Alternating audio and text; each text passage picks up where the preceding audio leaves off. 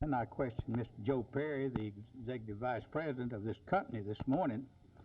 Asked him if he had contacted the sheriff, and he said no. I asked him if he had contacted the auditor. He said no. I asked him if he had contacted the city police, and he said no. I asked him if he'd contacted the FBI, and he said no. I said, well, who on earth did you contact? Well, he said, I contacted the commissioners. Well, I saw Commissioner Seal this morning, and he said that he had not contacted him. I assume now that he was talking about Mr. Crowley, Mr. Tyson, Mr. Price. Had they called the officers in, then they could have gotten their fingerprints. You're dealing with something sort of sacred when you get to fooling with our election machinery.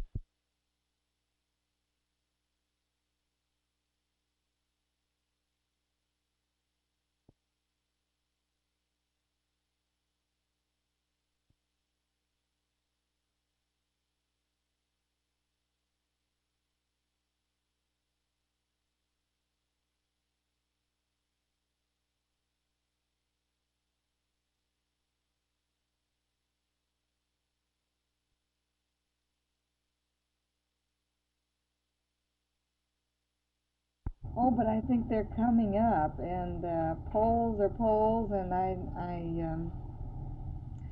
think that this year, as Louis Bean has said, they're difficult to evaluate at any one particular time, and I like what Louis Bean said, that he felt that we were about 50-50.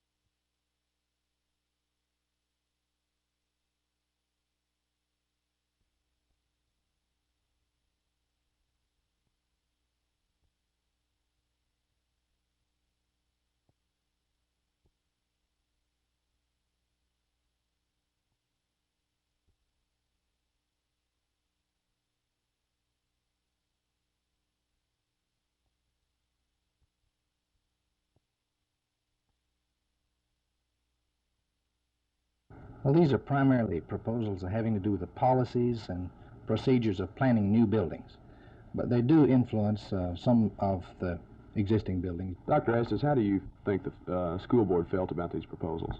I was very pleased with the reaction of the board to the committee proposals. As you know, the board asked for this study some 6 months ago, in February of 1968. The report is a result of some very intensive and extensive work by the part of the local chapter of AIA. What will be the next step now toward implementing all these proposals? I'm sure that the board will refer the study now to the administrative staff for further study and then recommendations as far as implementation is concerned.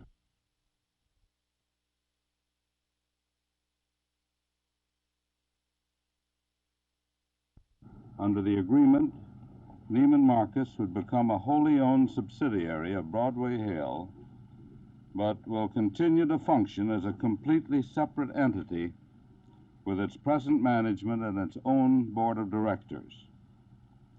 It is proposed that Neiman Marcus stockholders receive approximately $50 per share at present market value in a tax-free exchange involving Broadway Hale securities.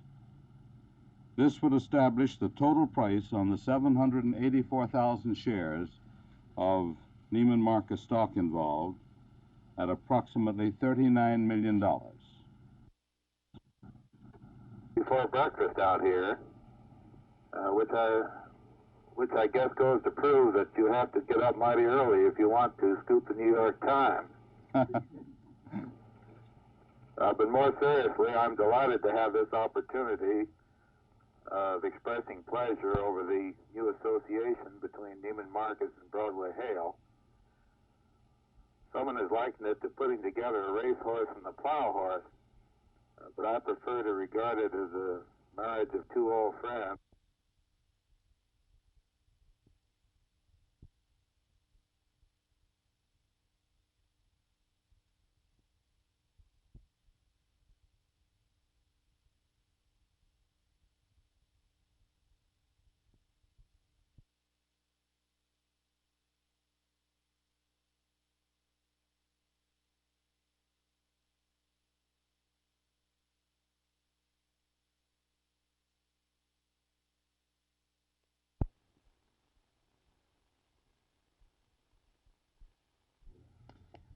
When I read the press, I was rather amazed about this thing because that's the first I'd heard of it. So I immediately called an emergency meeting of the election board. I plan to recommend to the board that we call in the FBI because this is a federal election, that we attempt to get the grand jury to take a look at it, and the sheriff. It's customary when some sort of criminal act comes up at the courthouse. How does the Vice President feel personally about hecklers and criticism which he's received a considerable amount of during this campaign? Well, we wish they wouldn't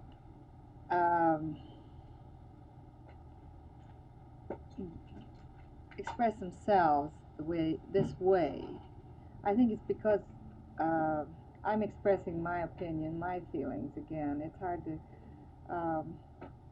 I think that we both feel frustrated by it because I don't think that they accomplish what can be accomplished by debate, by question and answer period, participating in a conversational way.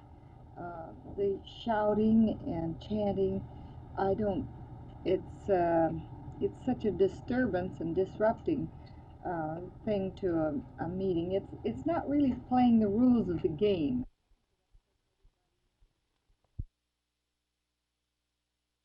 Well, Stan,